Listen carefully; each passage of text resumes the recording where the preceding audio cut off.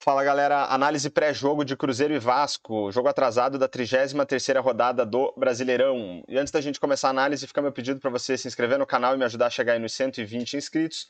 Peço também o seu like, que você compartilhe o vídeo para o YouTube divulgar mais esta análise.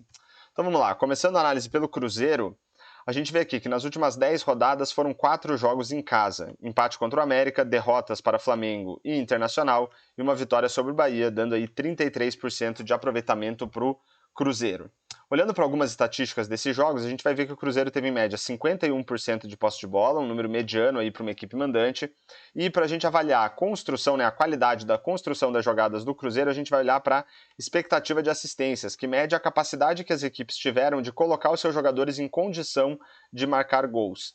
Então, em média, o Cruzeiro com 0,82 nessas partidas, seus adversários com 0,61, números baixos aí, tanto né, nessas médias aí, tanto para Cruzeiro quanto para os adversários, mas a gente vê aqui uma ligeira vantagem pro Cruzeiro.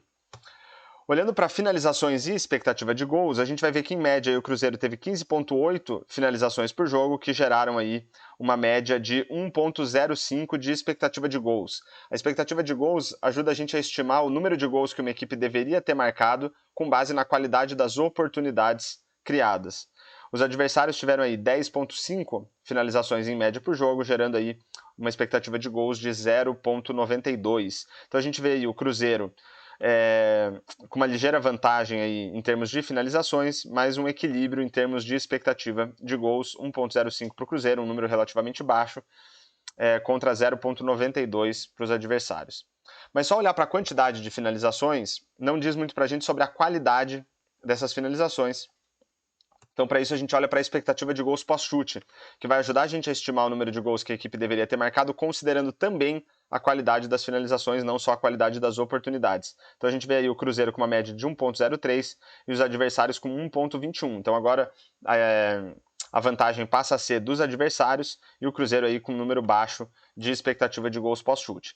E para fechar essa parte da análise, a gente vai olhar para o número de gols efetivamente marcados.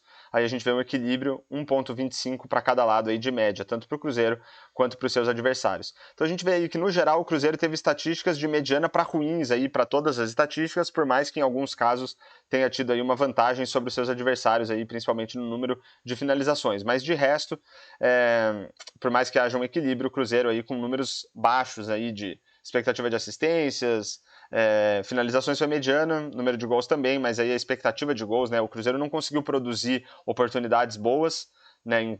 Tão boas, né? Ficou com um número baixo e também na qualidade das finalizações também não foi bem.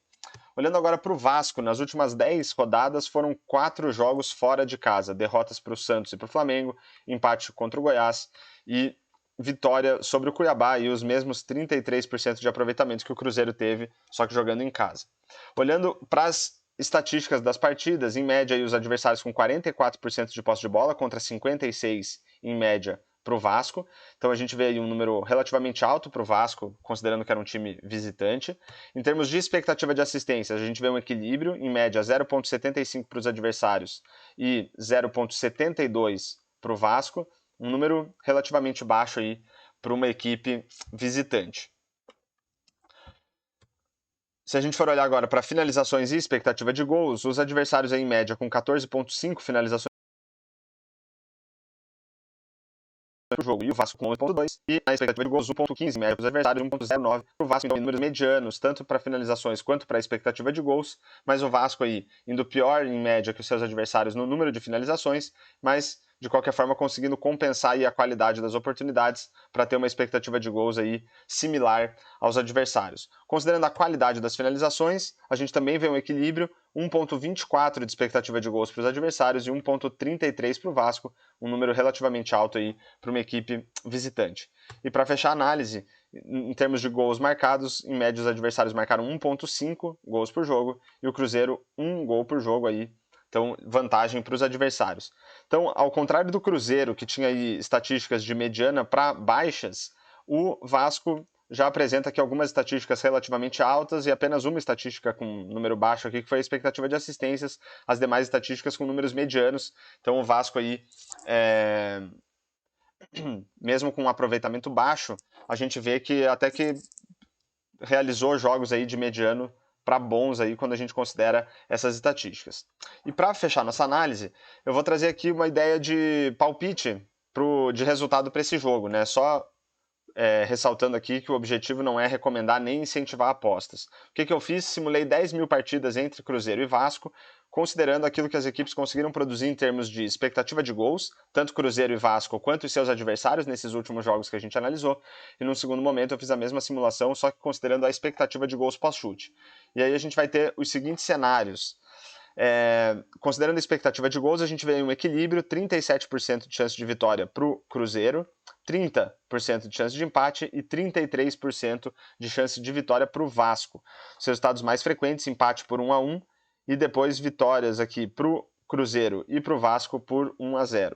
Quando a gente olha para a expectativa de gols pós-chute, a gente vê um equilíbrio novamente, só que agora, né, na expectativa de gols era mais favorável ao Cruzeiro, agora fica mais favorável para o Vasco. 33% de chance de vitória do Cruzeiro, 28% de chance de empate e 39% de chance de vitória do Vasco. Os resultados mais frequentes aí meio que se repetem, empate por 1-1 e vitória para cada um dos lados por 1-0. Então a gente vê aí uma projeção de equilíbrio para esse jogo, né? Se a gente olha para a expectativa de gols, ligeiro favoritismo para o Cruzeiro. Se a gente olha para a expectativa de gols pós-chute, né, considerando a qualidade que as equipes conseguem dar nas finalizações, aí a gente já vê um viés aí mais favorável para o Vasco, mas ainda assim acho que a gente consegue classificar então que a projeção para esse jogo é de equilíbrio.